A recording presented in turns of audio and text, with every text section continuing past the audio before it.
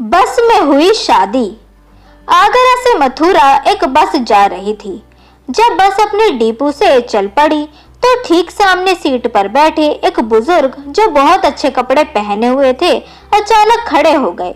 बाकी मुसाफिरों का ध्यान अपनी तरफ आकर्षित करते हुए कहा, मेरे भाइयों और बहनों, मैं कोई भी कार्य नहीं करता हूँ, मगर मेरी पत्नी एक लंबी बीमारी से भगवान को प्यारी हो गई।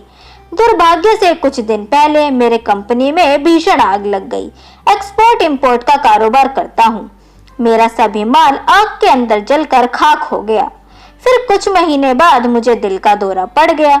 रिश्तेदारों ने जब महसूस किया कि इसके बुरे दिन लग गए हैं तो उन्होंने भी हमें किनारा कर दिया। डॉक्टरों ने मेरे बचने की उम्मीद कम ही बताई है, लेकिन मेरी जवान बेटी है। मेरे मरने के बाद उसको कोई देखने वाला नहीं रहेगा। कोई इसकी इज्जत का तार तार न कर दे, यही गम मुझे खाए जा रहा है। और वह शख्स जोर जोर से रोने लगा। उसकी बेटी जो उसके पास बैठी थी उठी और बाप को सहारा देकर सीट पर बैठा दिया। कुछ देर बाद बस की पिछली सीट में एक आदमी खड़ा हुआ और कहने लगा, मेरा एक बेटा है जो डॉक्टर है और वो मेरे बगल में बैठा है। इसके लिए मुझे दुल्हन की तलाश है। मैं उस बुजुर्ग से दरखास्त करना चाहता हूँ कि आप अपनी बेटी का विवाह मेरे बेटे से करा दें। मैं वादा करता हूँ कि बच्चे को पूरी जिंदगी कभी बाप की कमी महसूस नहीं होगी। लड़का भी झट से खड़ा हो जाता है।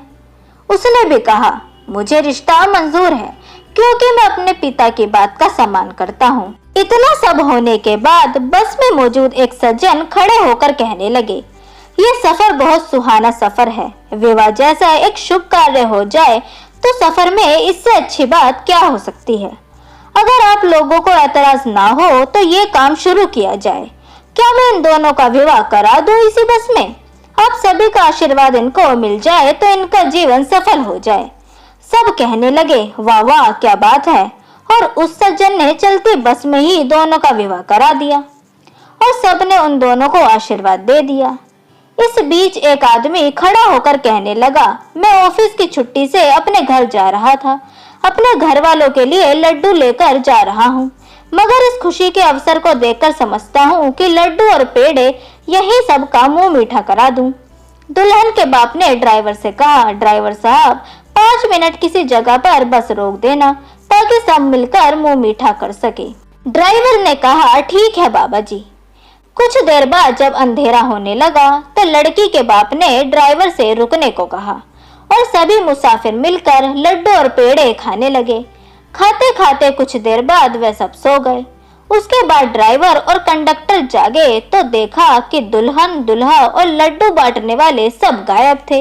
इतना ही नहीं बल्कि किसी मुसाफिर के पास घड़ी, चैन, पर्स, बैग कुछ भी नहीं था। उनका सामान गायब हो चुका था। इस तरह सिर्फ 6 लोगों के ग्रुप ने पूरी बस को लूट लिया और वहां से भाग गए। तो दोस्तों, ये कहानी हमें सिखाती है कि हम सभी को सावधान रहना चाहिए। यदि आप किसी बस या ट्रेन में सफर करते हैं और अगर ऐसी कोई घटना होती है जिससे कुछ लोगों द्वारा आपको कुछ खिलाया जाता है तो आप उसे कभी ना खाएं। सफर में अपने खाने पीने की चीजों को संभाल कर रखें और खुद को भी अपने आप को संभाल कर रखें। किसी के कहने पर किसी भी तरीके का कोई ऐसा व्यवहार ना करे जो कि आपके लिए मुसीबत को खड़ा कर दे। तो दोस्तों, कैसे लगी आपको आज की ये कहानी, यह हमें कमेंट सेक्शन के थ्रू जरूर बताएं। वीडियो अगर आपको पसंद आई हो तो वीडियो को लाइक जरूर करें, साथ ही हमारे चैनल को सब्सक्राइब करना ना भूलें। मिलते हैं आपसे अगली वीडियो में, तब तक के लिए गुड बाय।